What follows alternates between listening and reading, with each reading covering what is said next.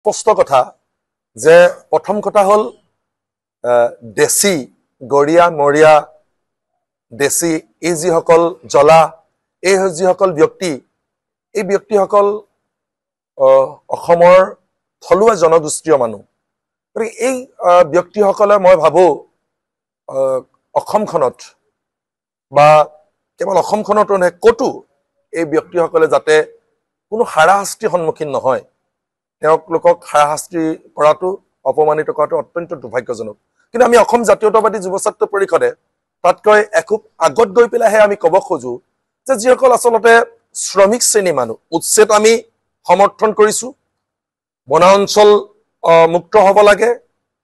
বনভূমিত যি বেদখল হৈছে সেই বেদখল মুক্ত হ'ব লাগে তাত আন আন দল সংগঠনৰ দৰে আমিও সেই কাৰ্যক সমৰ্থন কৰিছো যিহেতু অসম চুক্তিৰ 10 নম্বৰ দফাত আছে যে আইনগতভাৱে বনাঞ্চল আৰু বনভূমি বেদখল মুক্ত কৰিব লাগে সেই কথাটো আমি অসম জাতীয়তাবাদী যুৱ ছাত্ৰ পৰিষদে সমৰ্থন কৰিছো কিন্তু এই কথাটোত আমি কেতিয়াও সমৰ্থন নকৰো বা কৰা নাই যে শ্ৰমিক শ্ৰেণী মানুহক হাৰাশাস্তি কৰা হওক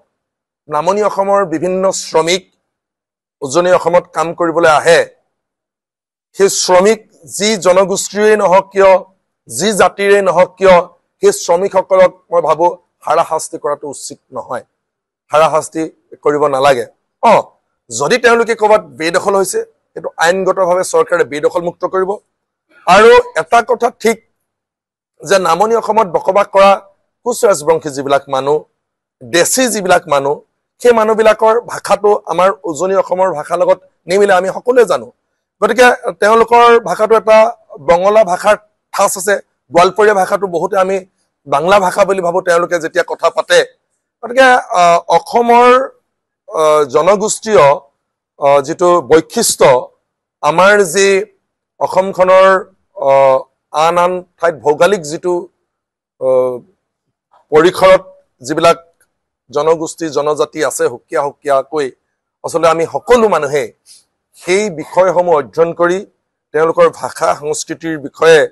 কিছু জ্ঞান লৈহে এনেধৰণে মই ভাবো বিষয়টো আগবঢ়াই লৈ যোৱাটো উচিত আমি দেখিছো যে শিৱসাগৰলৈ অহা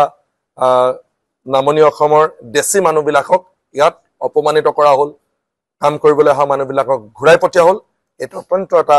দুৰ্ভাগ্যজনক কথা এটা জাতীয় সংগঠনৰ আমি বিষয়ববীয়া হিচাপে সেই কথাটোত কেতিয়াও আমি গ্ৰহণ কৰি ল'ব পৰা কথা নহয় আমি গ্ৰহণ কৰি নলওঁ যে আমি আকৌ কৈছো গৰিয়া মৰিয়া দেশী জ্বলা এই যিবিলাক ব্যক্তি আছে সেই ব্যক্তিসকল জনগোষ্ঠীয় মানুহ সেই জনগোষ্ঠীয় মানুহবিলাকক এনেধৰণে মই ভাবো হাৰাশাস্তি কৰাটো উচিত নহয় যিকোনো খবৰৰ বাবে যোগাযোগ কৰক 7099017330 লগতে 7099017110 নম্বৰত